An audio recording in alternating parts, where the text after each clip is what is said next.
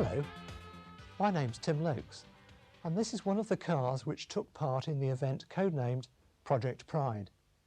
I'm talking to you from the video studio at Canley, where the project all started.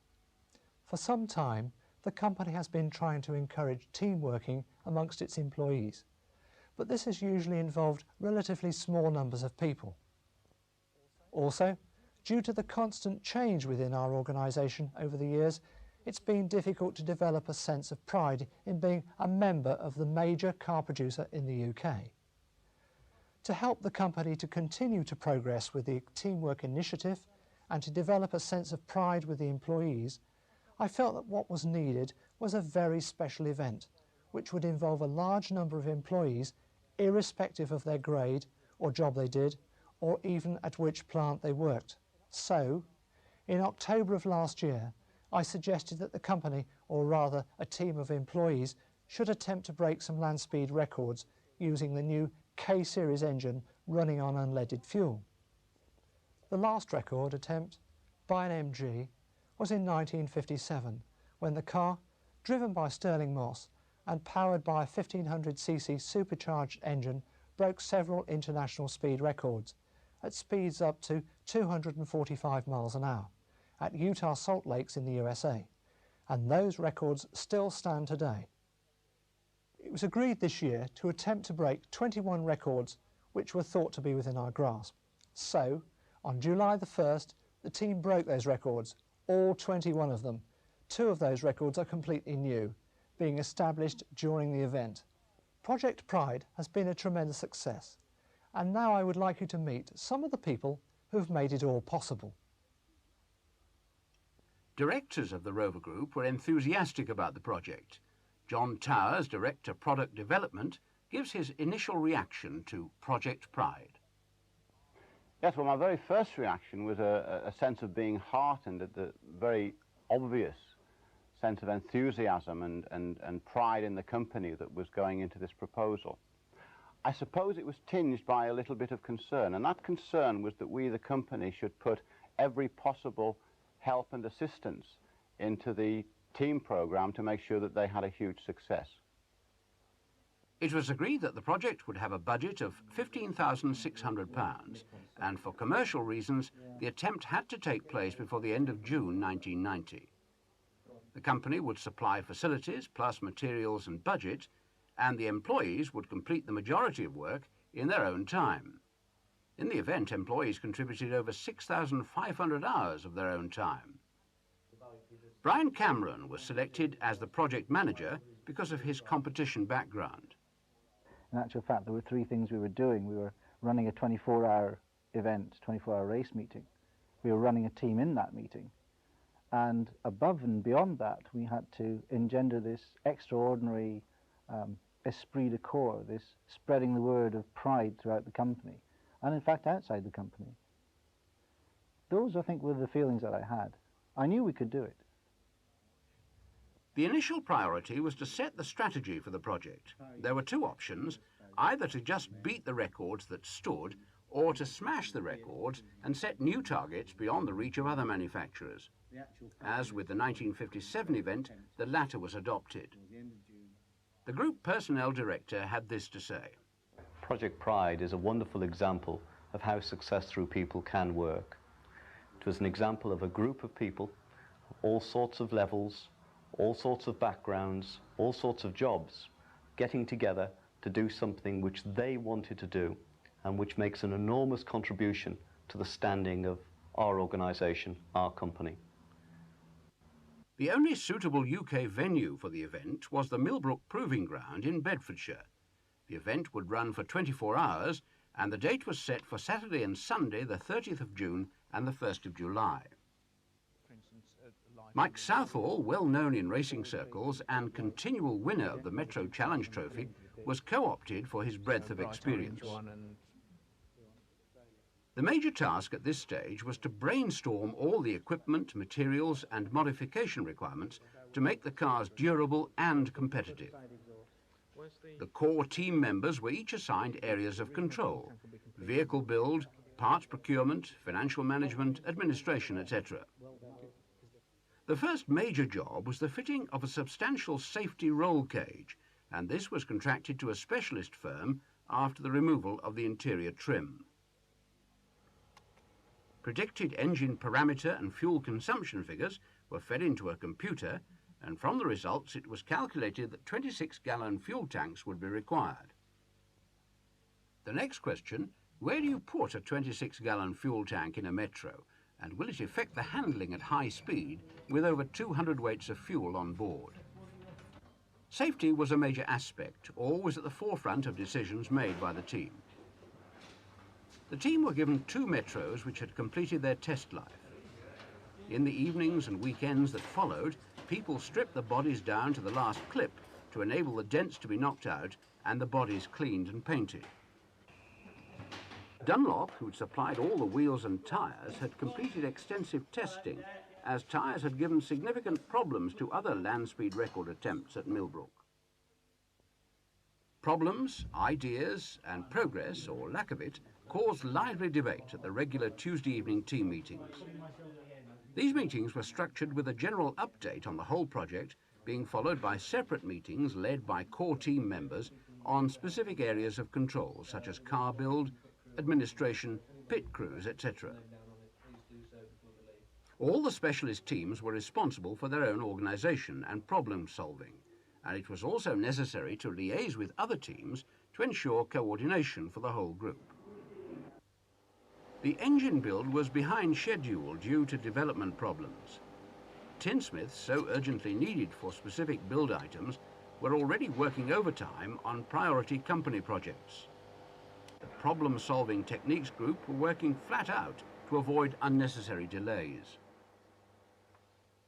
The team were asked to identify driver selection criteria. The 2 fundamental considerations were driving experience and contribution to the project. The question was asked, should we ask some professional name drivers to participate? This idea was rejected by the team, as it was important that employees should complete the whole project. Meanwhile, both cars were taken to Cowley Body for modifications. The tinsmiths fitted the large competition-type fuel fillers onto each side of the car and installed the large bag tanks and firewalls.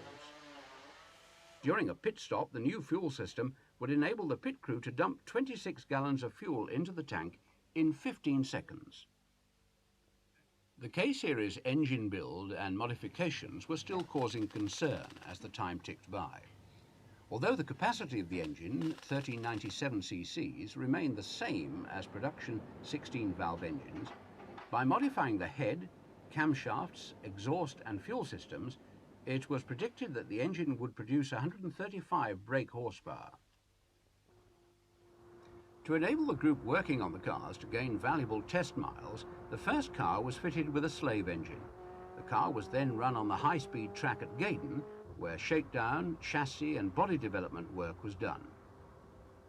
Apart from minor modifications to the door frames and rear spoiler to smooth out the airflow together with a flat tray under the rear of the car, the body remained standard. It had been estimated that with a drag coefficient of 0.31, the cars would top 135 miles per hour, with an engine producing 135 brake horsepower, thus having the potential to break all 21 records. Less than a week to go, and everyone attends the last Tuesday team meeting. Last-minute details are thrashed out. Now we've got all our hired gear, generators, compressors and lights are going down Friday. We're picking them up Friday. The car's going down Friday as well. The cars are going Friday. The caravans are arriving Friday in the loons. A car is brought from testing at Gaydon to enable the pit crews to practice pit stop routines. Meanwhile, in the emissions laboratory, engineers were still struggling to perfect the airflow system. To get a satisfactory result, the engineers had to work through the night to ensure the cars were ready.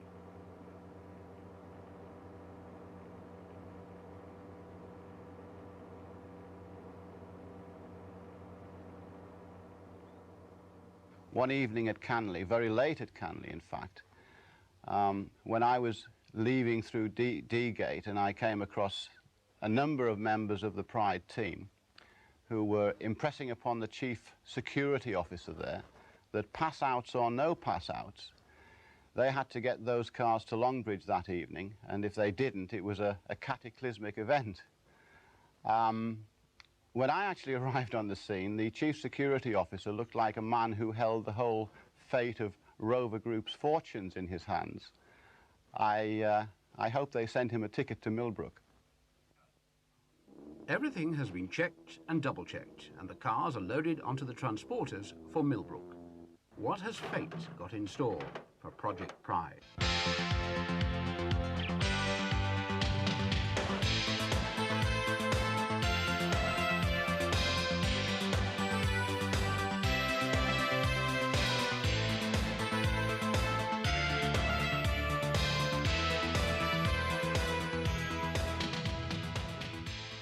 Over 80 employees have travelled to the Millbrook Proving Ground in Bedfordshire on Saturday the 30th of June. All the rescue and safety services are in place to ensure the event meets the stringent race meeting regulations. Everyone has a specific job to ensure that for the next 30 hours the event moves with military precision. It's only 9 AM and already the crews are checking over the cars and making last-minute adjustments. 24 hours is a long time in competition terms, and it's been estimated that the cars could travel almost 3,000 miles each in the hours to come. A small village has appeared on the side of the circular track to provide shelter, food and comfort for the drivers, crews and marshals, RAC and timing officials. The weather forecast is not good, with possible rain and strong winds. As preparation for the event continues, a tense anticipation grips the whole team. The Bedfordshire Fire Prevention Officer has insisted a concrete wall is built around the end of the large Gulf tanker, which is providing the unleaded fuel for the event. The team manager addresses the team at a briefing meeting and outlines the procedures for the next 24 hours. For the majority, this is the culmination of 16 weeks of hard work across all Rover plants. Planning, frustrating delays, but above all, teamwork has brought this group together to participate in a very special event. The two teams of 6 drivers, including one lady, have donned their fireproof overalls and gloves and are gathered for their own special briefing. The most important message to the drivers is stay away from the driver in front. Although the cars can overtake using different lanes, the RAC officials will be continually monitoring the 100-metre gap between the two cars. Less than this, and the team will be disqualified for slipstream. As the minutes tick away before the start, there's a quickening of heartbeats among the drivers. Last-minute details are given about the intercom earpieces and radios with instructions for use. Drivers will be in contact with the pit crew managers at all times for help or guidance during the long hours ahead. The cars will come into the pits every 2 hours for fuel, service and driver changes. Back in the pits, the project competition advisor, Mike Southall, casts an expert eye over the refuelling area and ensures that everyone is familiar with the equipment they'll be using. The drivers' meeting draws to a close as the team's electrician explains for the last time the use of fuel pumps and switches. As the team manager wishes the drivers good luck, the first spots of rain begin to fall. Millbrook Proving Ground incorporates a 5-lane high-speed circuit 2 miles in circumference. The 5th lane, which the drivers will be using for most of the time, is built at an angle of 22 degrees, which feels much steeper when you're driving a car. At speeds of around 130 miles per hour, the driver will experience a sideways force of approximately 0.4 G. Practice began at 12 noon, when all other testing at the track had stopped. For many of the drivers, this would be the first opportunity to drive the actual cars, and now it's raining hard. As the practice session ends and the whole team group around the cars for a photograph, the rain has eased to an unsettled drizzle. There must be an awful lot of crossed fingers in that photograph. At last, the final run-up to 1 PM and the start. Brian Cameron waits for the RAC officials to give the signal to send the cars on their way for a grueling 24 hours. As the cars disappear around the circuit, the tension builds as people remember the mechanic's adage, the first few hours are the most critical. Everyone is watching as the cars flash by on their first lap. With engines turning at over 7,500 revs a minute, the noise of the open exhausts under the bridge is deafening. That rhythmic noise was to haunt people during the event. In rest periods, team members, perhaps dozing, would suddenly miss the regular note every few seconds and be instantly awake, nerves straining to catch the crisp exhaust note which would reassure them that the cars were all right.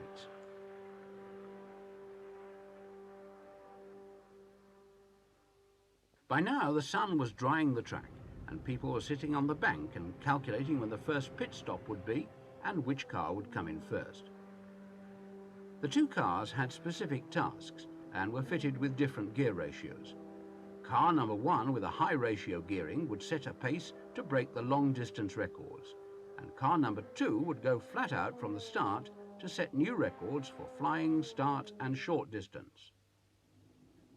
As the pit manager stood on the track, pit crews waited expectantly for the first car to arrive. This was what they'd practiced so hard for. As the car stopped in the pit lane, the crew swarmed around it as each man completed his task, determined not to let the team down. The Dunlop engineers checked the temperature of each tyre and measured wear patterns. The tyre experts had predicted minimal wear except on the offside front tyre. Bonnet on, hands in the air, and the car is sent on its way with a new driver and a full tank of fuel. Within 3 hours, 12 records had tumbled to the 135-mile-per-hour Metro.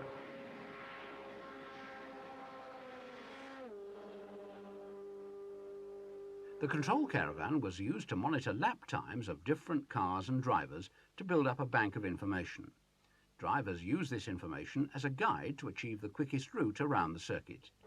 The information was also used by the team to check the results independently from the RAC timekeepers and advise drivers on the track when they had broken another record.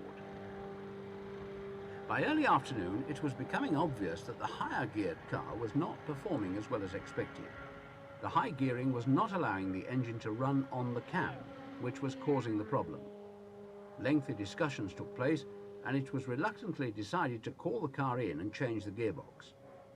If this work was completed at this stage, the car would then be able to attempt to break the 12-hour record and all the other records within that time. Although still dry, the clouds were gathering above the village, and the wind was by now gusting up to 15 miles per hour. The remaining car was lapping the 2 miles consistently in 58.5 seconds, and the fire team were getting ready for another pit stop. By now, both the pit crews had reduced their tasks to a fine art, and the pit managers made sure everyone was in their place at the right time, including the drivers. This driver is obviously performing a little-known ritual war dance before his next lapping session. Such was the enthusiasm for the job. As the Pride 2 car glides into the pits with its engine cut, the crew spring into action like a well-oiled machine. Nothing is left to chance. The pit crew stand hands in air to signify that jobs are finished as the car accelerates cleanly away and out of sight for another 2 hours at a grueling pace. Everyone scrambles back up the bank. The driver who has just completed the 2-hour ride is debriefed. One driver had this to say. Very exhilarating. Lots of high frequency, sharp bumps coming through both through the floor, through the steering column. The steering wheel getting kicked quite considerably by all the bumps on the track. As you pass the bridge, the wind gets behind you, takes you up to an indicated 140 on the speedo. That it feels fast. As you round the lower part of the circle, the wind hits you and you feel as if you stop. And so the hours and the records are relentlessly falling to the team, and by 7 p.m, 16 records have been smashed. The 6-hour record by an amazing 131 miles. The wind is now so strong, drivers are reporting a 9-mile-per-hour difference on certain sections of the circuit. It's now 9:15 in the evening. Pride Car 1 is now back on the track with the new gearbox fitted and is lapping quickly and consistently. On the next lap, another record is due to be broken. All available bodies assemble on top of the bank above the pit lane. As the car rushes past, the driver is given a big wave as the 1,000 miles record falls to the Project Pride team. Lights are coming on in the countryside as the car roars past to break the timing beam yet again. But unfortunately, storm clouds gather as night draws in. At 1 hour to midnight, the car makes its scheduled stop. Lights have been rigged on top of the bank to enable crews to work efficiently in the semi-darkness, and the pit manager has thoughtfully put a lamp on his hat. The pit stop is finished briskly, and the car goes on its way into the gathering darkness. The worst time for the drivers is at dusk and in the early morning at first light. As the hours pass and the engines are loosening up, the cars are lapping faster at 1 mile every 29 seconds. The time is 1 a.m. It's pitch black with torrential rain. With wet waterproofs flashing in the glare from the lamps, the pit crew complete their tasks with gusto, despite the rain and cold. The other car streams past at 130 miles per hour in a cloud of spray to complete another lap. The RAC steward expressed concern at the weather conditions, but after consultation with the team manager, he's persuaded to let the event continue. One of the drivers gave this account of conditions on that night. Drove the car in the early hours of the morning, and the car handles superbly, even in the torrential rain. Was driving the car up to speeds of 130 miles an hour, and on a couple of occasions I actually had to lift off over a quarter-mile period because I just couldn't see a thing. I couldn't see the white line, the yellow line, or the barrier on the track. 4:30 a.m. at Millbrook on a cold, wet morning. It's the 1st of July. Nobody is singing in the rain this morning, but both cars are on song, lapping consistently. Another 3 records fell during the night. Bleary-eyed crews wrapped up against the cold check for the next pit stop time. The RAC timekeepers, warm and dry in their hut, keep a skillful watch as the cars go by, oblivious to the curious eyes which peer through the windows from time to time. It's time for yet another pit stop. Still wet, but at least the rain has stopped. The pit crew machine rolls on, and within 53 seconds we have hands in the air and the car is on its way once again.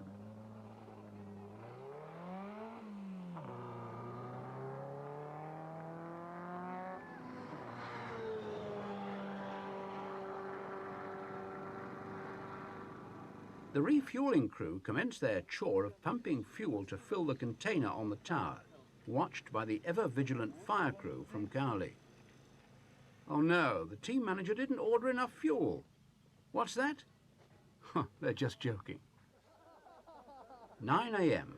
By now, sleeping bags have been put to one side and activities are sorted out for the morning. There's a quiet expectancy growing amongst the team that with the torrential rain behind them, then perhaps. But with 6 hours still to go, it's not over yet. For some, the long hours are beginning to show, and not without good reason.